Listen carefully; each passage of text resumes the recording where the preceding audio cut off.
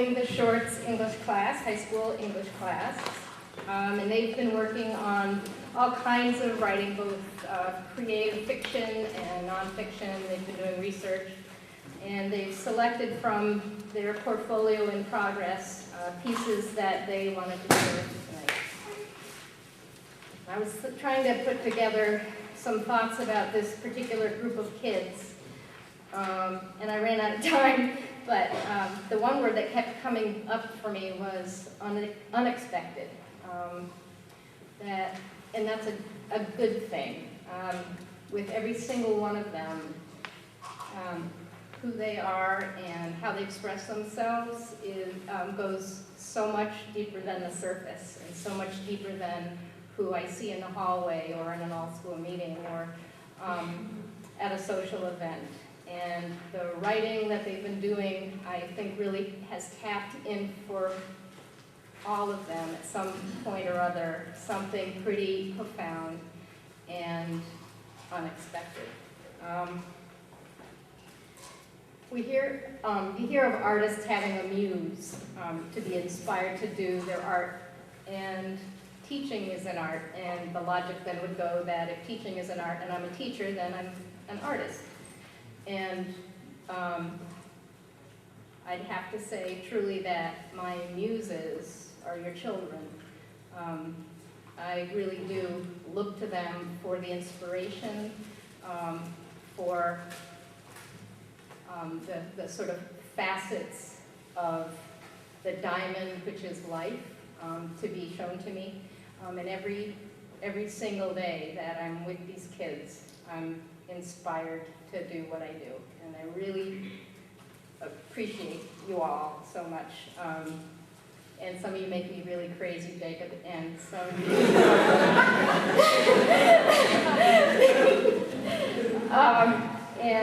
some of you keep me up nights, Jacob, and I told you I'd get back at you. He's just now quickly writing the thing he deeply wants to share with us. But anyway, they come from all over the map in terms of personalities and talents, and I'm just really thrilled that they're here and sharing with you, and that you're here to hear them, here, and here. Okay, thanks.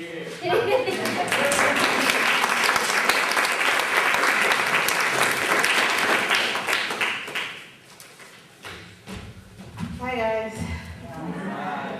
As you all know, I'm Sequoia, and I'll be reading a found poem. And what that is what we have to do is choose from 3 pieces of paper and sort of choose the words that make sense to us. All right, this is called Brown Birds. I felt appreciated in life, and resentment stopped. I want this to be like a skeptical mind. The winter was crossing her skin like deep sky. We walked around, and she wondered if brown birds fluttered. That's it.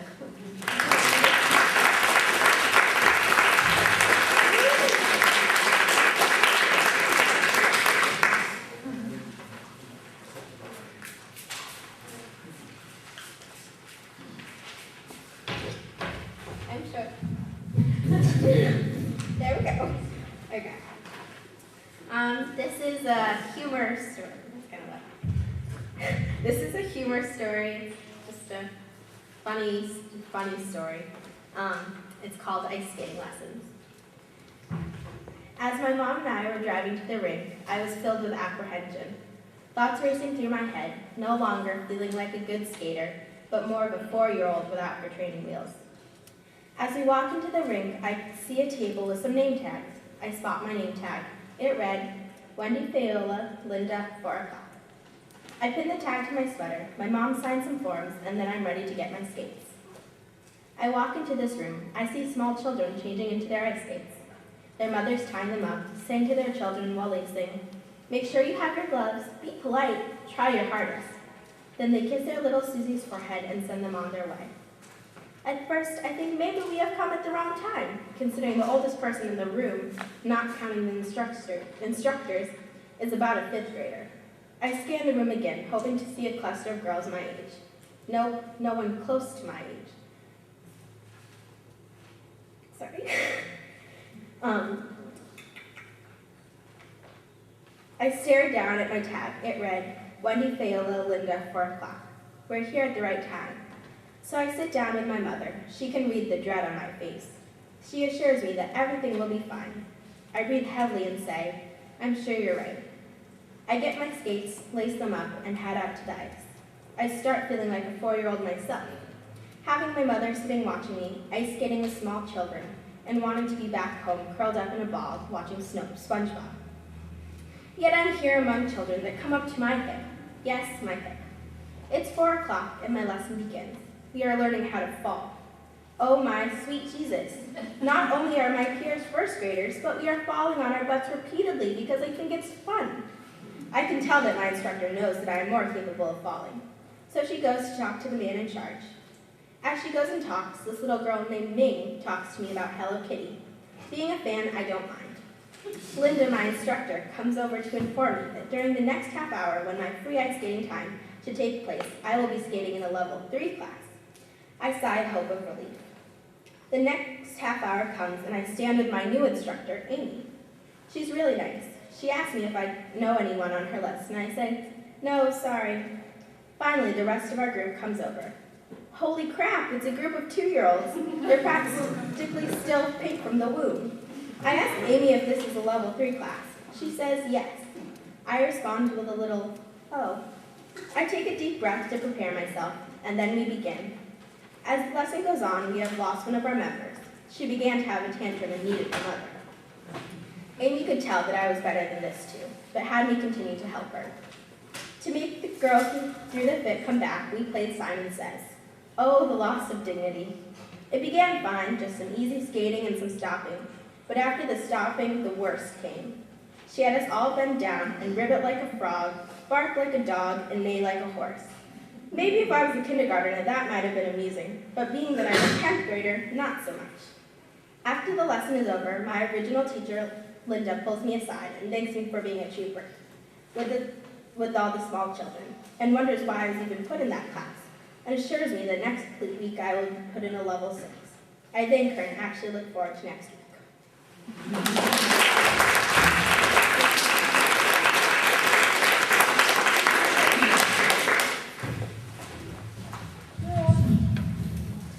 Hi. Hey, I'm reading 2 poems, and on the program it says I'm reading Shine, but it's going to be Visions instead. And that's a free verse poem, and I'm also going to be reading a haiku. The free verse, Visions. Okay. Visions in black and white, like an old film. Her green eyes flicker, trying to focus on the important things. Her memory fades into a thick cloud of sorrow. Okay, and the haiku, called Alone. The freak walks alone. The road it walks seems to stretch. It reveals nothing.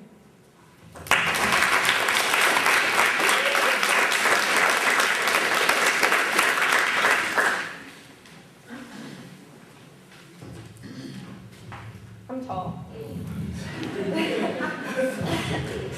So I wrote a free verse poem and it's called The Right to be Exhausted. She stares into the light. It comes from the center of a black square. In the dim light, her fingers slide and tap. Her hand falls to the wood. Hot liquid spills.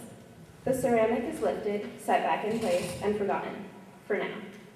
Drowsily, her temples are rubbed, her hands run through her hair and stick in the knots. A thud echoes, loud, then silent, then gone. She sleeps on plastic, and Z's are illuminated.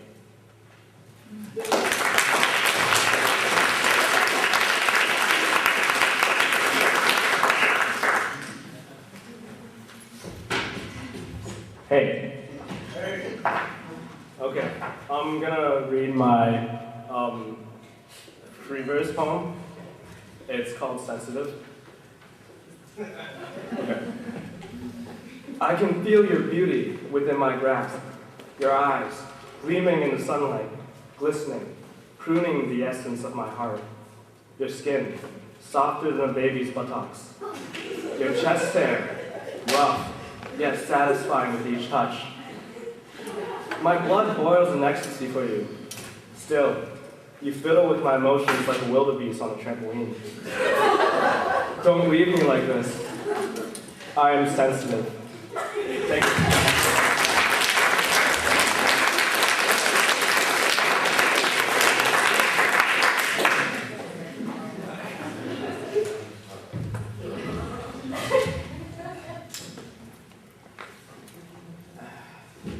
All right.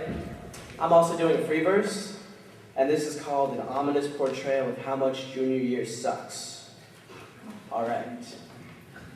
Faced with the infinite paths, compromise only leads to a stranger's will. Seeing the fork in the road, advice received but not distilled, I'm almost there. The shadow so long, the eyes upon the replacement. When the god moves on, who takes its place? With controversy comes fame, but can I make a statement? After all is done, will I tell my story, remember my face? I'm almost there. The shower of knowledge floods my mind, pressure to be the enlightened one, to stand out. Nearly crushed under the weight of expectations, taken the rest of the way by my own self-doubt. I'm almost there. I have forgotten myself in the web chatter situation. Prevention of commitment falls to the bottom of the pile. Going back is not an option. The first step is taken. In the end, we have to try, even if it's only for a while. I'm almost there. My future now rests in the hands of fate, waiting, wondering, the results stealing my sleep. Attempting to contain my hunger for the uncontrollable. I try to climb the mountain, but it's far too steep. I'm almost there. But I'm not the only one in this padded cell. Sharing our journey, carrying each other when it hurts too much to run. If we go down, we all go down together. It makes up for all the rest and then some. We're almost there.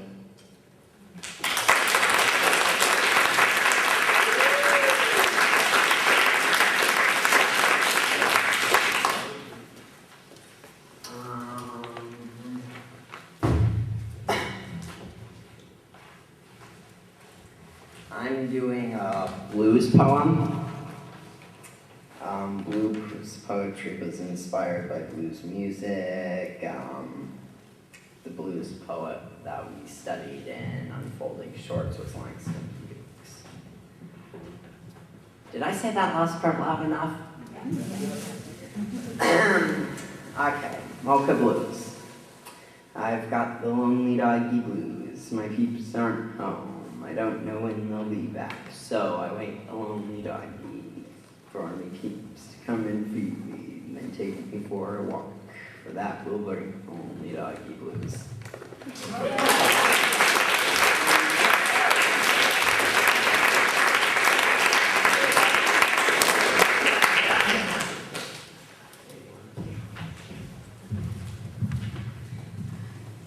Hi, I'm Sarah. I'm going to read 2 poems. First is a blues poem like Chris's, and it's called My Name. Do you know my name? I don't think you do. You wouldn't know my name, 'cause I mean nothing to you. Sure, I play the game. I do what I'm told to do, but I ain't got no fame, so I mean nothing to you. The game is about talent, fate, but some people get their fate too late. If you don't have the talent, you don't get the fame. But if you can't change that, why play the game? I play the game. I try my best, but as hard as I try, I'm under the rest. I'll keep on playing, doing all I can do, to try and mean more than nothing to you.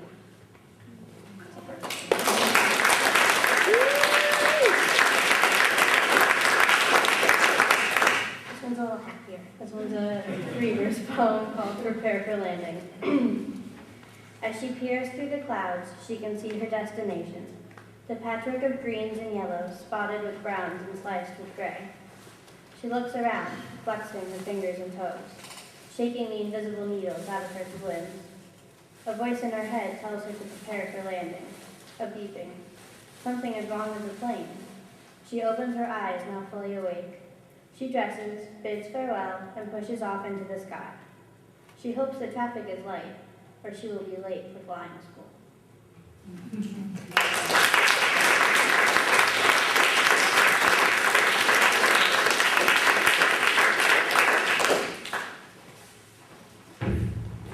Hi, I'm pretty tall. Okay, I'm also going to be saying another blues poem that we wrote. So here's my blues poem.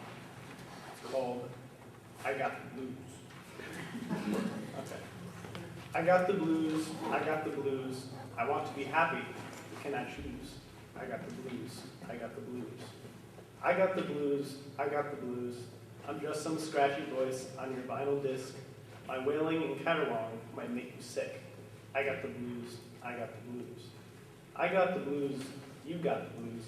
Everyone's got some form of the blues. This singing of bluey blues and sadness is driving me to madness.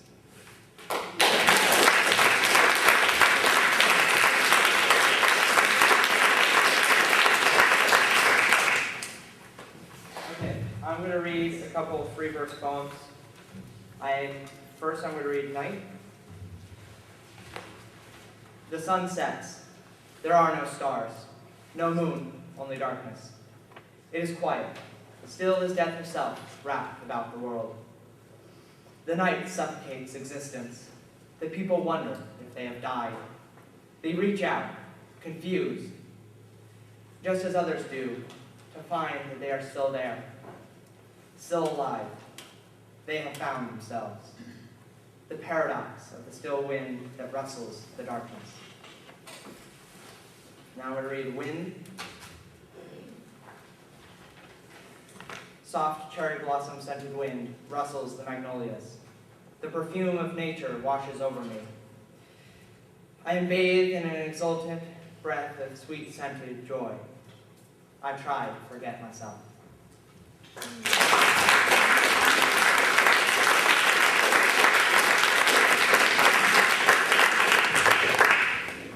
Hi, I'm going to read a piece of sudden fiction, it's a very, very short story, and basically there was not a lot of structure and we could write about whatever we wanted.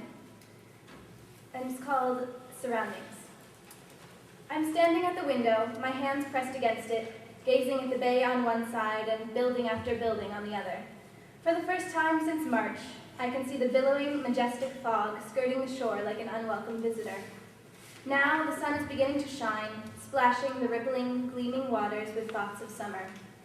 Beyond this window, beyond the apartment buildings, these lives, beyond the bay, a deep pool glimmering in the late morning light, I can see the world. Everything surrounds me. Beside me are remnants of my life, an easel and canvas, a ladder-back chair, an array of paintbrushes, soft pencils, oil pastels, and tubes of watercolor paint in warm hues. Yesterday, a friend called during breakfast. Maggie, she warned, I'm really worried about you. I'm fine, I assured her between gulps of bitter black coffee. I had been sitting at my easel, mixing angry colors and sketching dark lines on the canvas, the telephone jammed between my shoulder and ear. I was sure she wanted to know exactly what was wrong. I've been trying to separate myself from my life. I want to live forever and see the world. I want to show everyone how I see the streets of every foreign country and the trees in every wilderness, and how I draw the eyes of hungry children and the frowns of the guards at Buckingham Palace. I used to think it was possible. How about dinner? It'll cheer you up, I promise, she proposed. I declined the invitation politely, citing an uninspiring television movie that was on at 8 o'clock. We signed off. She insisted I get out. I silently agreed. I listened for the click on the other end of the line and then sat there, absently stirring the paint, splashing a drop of red on the canvas, and listening to the noisy silence of the disconnected line. What had upset me was a dream, more than a week ago now. In it, I was falling feet first down a never-ending tunnel. Up was a shrinking light, where I'd come from. I looked down, knowing I would eventually hit the bottom. Around me as I fell were people and places and worlds I'd never seen but longed to. Everything surrounded me. In this dream, the entire world was in my grasp. At the pure joy I felt seeing a bird fly through the rainforest or the sun set on the Mediterranean made my impending death seem somehow acceptable. But I wouldn't die by falling. Instead, a fog was closing in. It billowed from beneath me, opaque and cool, and poured out from above me, like devious, dark plumes of death itself. I reached out and tried to grab it or push it away, but my hand fell through as though nothing was there. But it was there. The fog was closing in, tenaciously wrapping itself around me and binding my arms and legs as I fell through the darkness. It pulled me tighter and tighter, and soon everything would disappear. Now I've lost my appetite and I need to sleep. I spend hours staring at nothing or sketching. I stare out at the bay, watching the fog roll out and dissipate, slowly becoming translucent and finally disappearing. I know with a sinking feeling that my friends are right. I want to find the world, but now something seems to be holding me back. I grab my jacket and hurry down the stairs, throwing open the door and practically hitting the sidewalk at a jog. I head down Buchanan Street. It's a straight shot to the marina. The water at the cove is glassy. Abandoned Pepsi bottles float like dead fish in the water. I bury my hands in my pockets and head for the harbor. It is still early for swimming, but there are people on the beach, running and flying kites. I brush my hair out of my face and kneel down, picking up a few shells washed ashore. I watch cars speed by on the Golden Gate Bridge and a young girl who runs past me, laughing, her head thrown back. Her father stands by the parking lot in his suit and tie, hands in his pockets, smiling back. "Daddy," she shrieks, running up to him. He grabs her under the arms and hoists her onto his hip. "What?" he asks, looking at her. She doesn't reply, just rests her head on his shoulder, out of breath. "Are you laughing at the seagull?" he asks, pointing to the gull perched on a "No lifeguard on duty, swimming prohibited" sign. She looks up, laughs, and shakes her head. "Are you laughing at the seashells?" he asked, pointing to the sand. "No," she says, smiling. "You'll never guess." "Are you laughing at the water?" They both look out at the water slapping against the rocks and the pilings and washing up smoothly on the beach. The man notices me watching them, a grin emerging on my face. He laughs. "Come on," he says, opening the door of the little sedan and setting the young girl down on the gritty pavement. She climbs in, still laughing. I rub the smooth shells in my hand. He waves, smiling broadly, before ducking into the car and pulling away. I am left to watch everything else. The water, the bridge shining bright red-orange in the sun, the joggers at the other end of the beach. I am still smiling, kneeling on the beach, one hand in the sand. This is good, I tell myself. This is all I need. The tall light casts hardly a shadow on this soft sand. I am here, where gentle waves roll with ease upon the shore and disappear again, leaving only inklings of their former selves. This water has been everywhere in the world. I am here, where people who've never met live together, on this giant island between two seas, talking, yelling, loving, laughing. I stand up, still holding the shells, and walk toward the water. I am here, where boats float across deep water effortlessly. All I need is here. Everything surrounds me.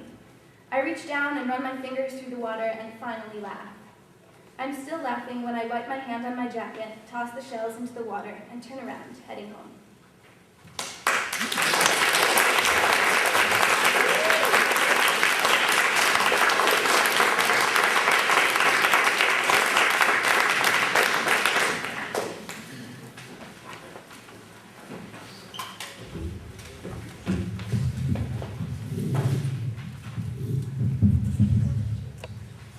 Okay, I'm Liam Stringer, and this is neither a story nor a poem. Okay, it's a statement. It's titled The Epiphany. His name is not important. He doesn't think it ever has been. That is why he forgot it. He also forgot where he was, and he is now standing in a sea of people, trying to find himself. As he looks at the sea of people, he realizes that they are all the same. He also realizes that he is standing in his own mind, and that the people are just figments of his own imagination. He holds up a mirror and realizes that he is one of them. He is human.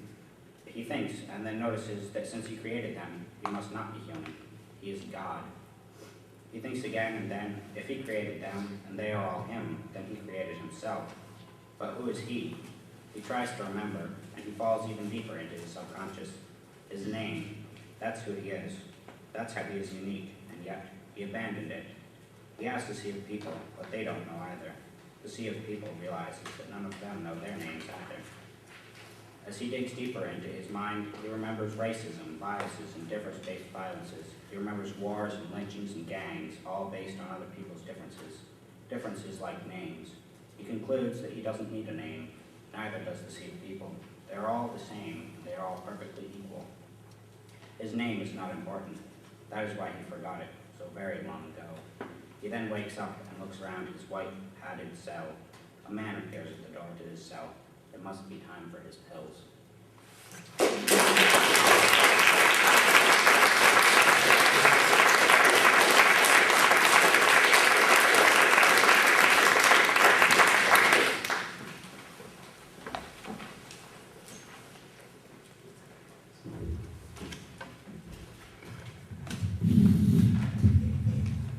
I'm Jacob, and I give Megan nightmares. Okay, this is called telephone sales. Being alone makes me blue, so I try to hang around with you. When you aren't there, I'm tearing out my hair, wondering why and where. But now you've never got the time. My hair's all gone, you still look fine. I do telephone sales these days, but I feel sad because you're why I was glad.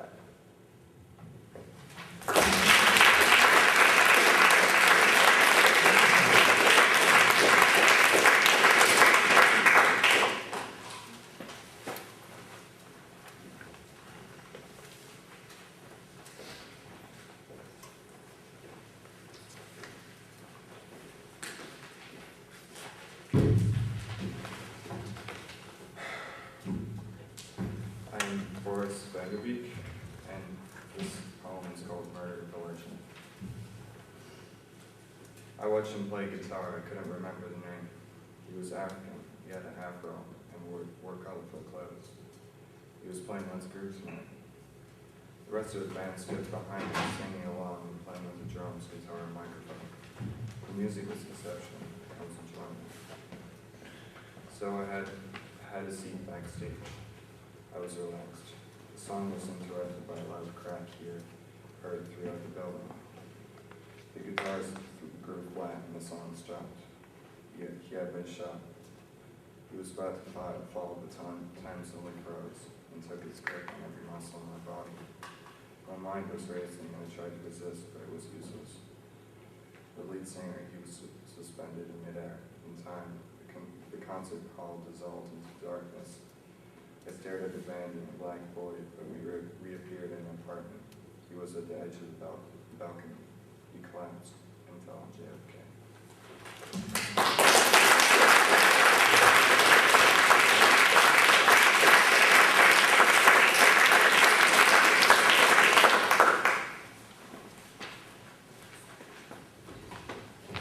Hi, I'm Ryan.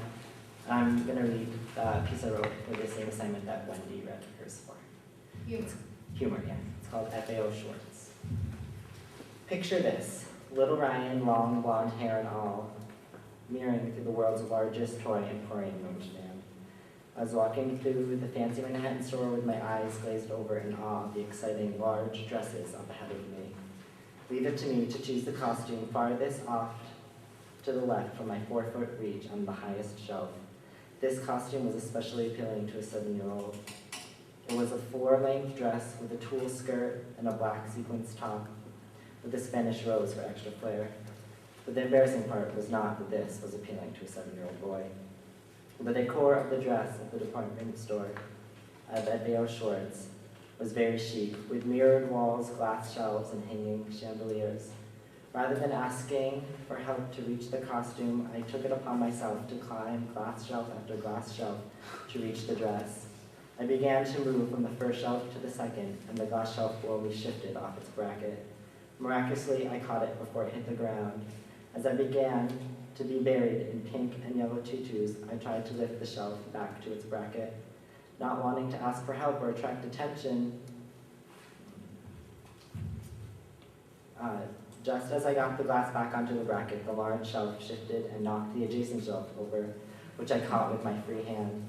As the 2 panels of glass slipped from my hands, tiaras, shoes, and dress-up high heels began crashing to the marble floors. I wanted to scream out for help, but the thought of admitting that I'd climbed the glass shelves was too detrimental to my attitude. The shelves got heavier in my tiny hands. I looked up towards the glimmering light of the chandeliers bouncing off the sequins dress. The red Spanish rose captivating my soul, it drew me in closer. I looked back down at my hands, then up at the dress, then again at the shelves, and then I reached for the dress. It seems that the shelves fell from my hands as I reached for the dress.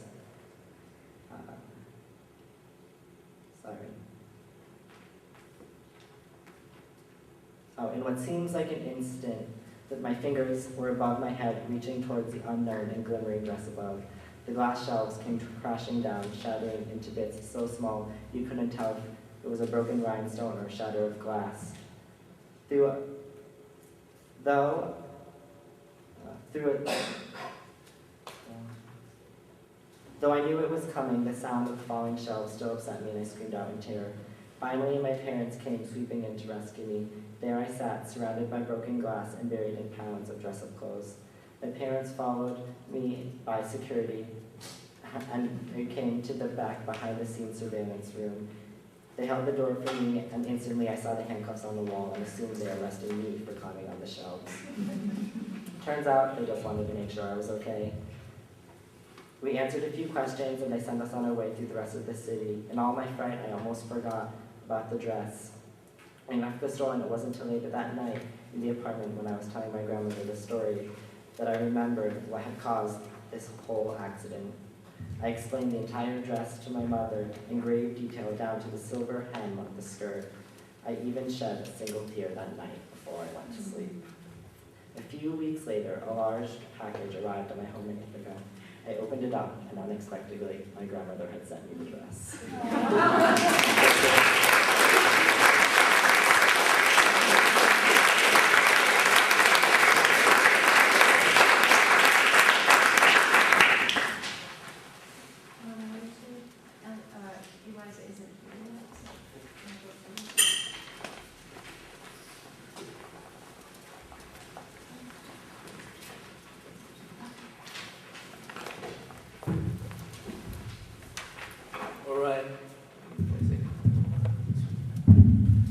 Alright, I'm Richard. I write the blue poetry, and the title is Nothing. This one is a little dark because I never write a blue poem before. So, we are all people, we are light. I stand in the dark, sunless, senseless. I am alone and cold. Yet I am alive. It doesn't matter. My heart has already sunk in the deep sea a long time ago.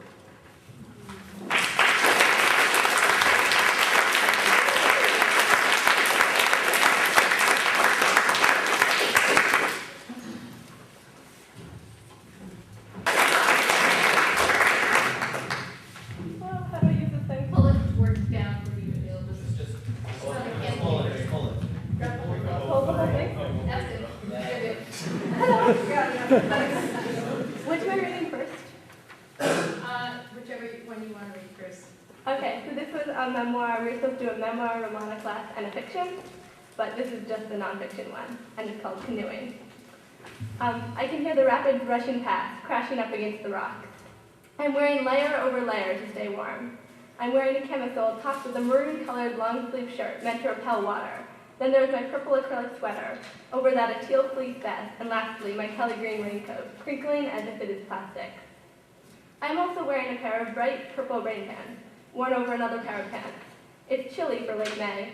The sky is grayish, threatening rain, yet the sun still peeks out. Camilla and I prepare our canoe to brave the rapids of Owassi Falls on Pine Creek in Pennsylvania. I am in the bow, she is the stern. Our canoe is weighed down with many pounds of food and camping gear stored in white 5-gallon buckets. We wait for Dan's okay and begin our journey down the rapids.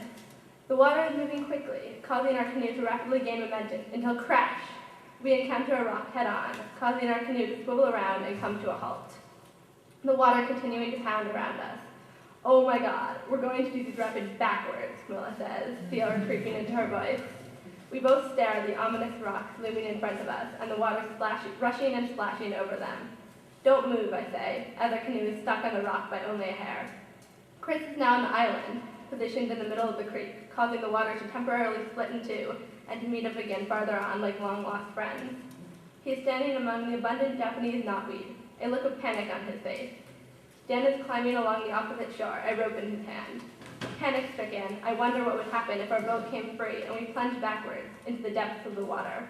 I'm certain our canoe would tip and we would be pushed ruthlessly against the rocks by the strong water. We sit there, trying not to move a muscle. In the meantime, it started to rain.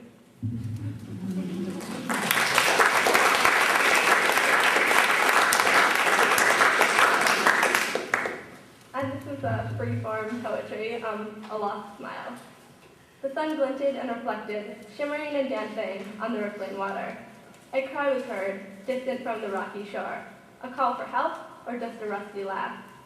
Gazing down, a reflection was seen within the icy depths of sorrow and of hope.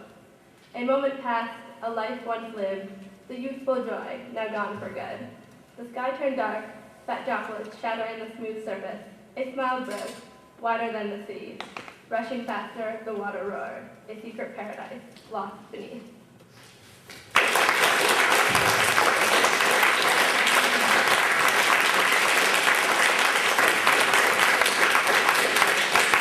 So I actually wondered if any of the people who came to hear had any questions or comments for the students or me.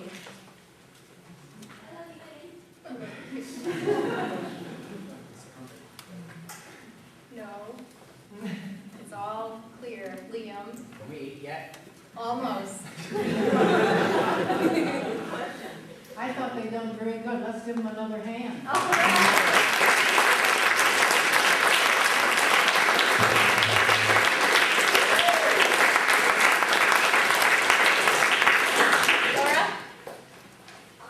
I'm almost speechless, but I was truly moved by the language, because with every single student that I heard, I had pictures in my mind, and I also could, the feelings and the emotions were just right on the surface.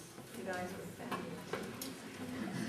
I don't actually think they're as depressed as their poetry makes them sound. I'm pretty sure we have a psychologist here. I think we're good. And there's a lot of water themes. I was just thinking about that. So many people wrote about water. I don't know what, I mean, that's in Dreamlight, that's supposed to be emotions, right? So being overcome by emotion. I don't know. I'm so glad I'm not 17 or so. They're, like I said before, they're great, and we overbought pastries, so you can take them home with you. You can, don't throw them, but you could, pretty much have a field day. Okay. All right. Thanks for coming.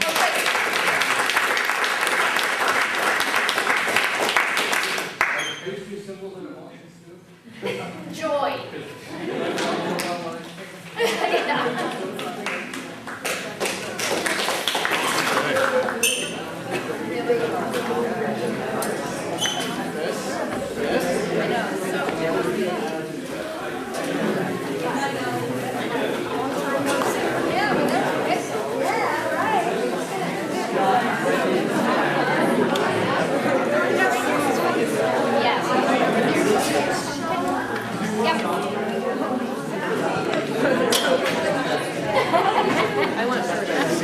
Oh, hey, Kristen, wonderful job. It was the best he's ever done.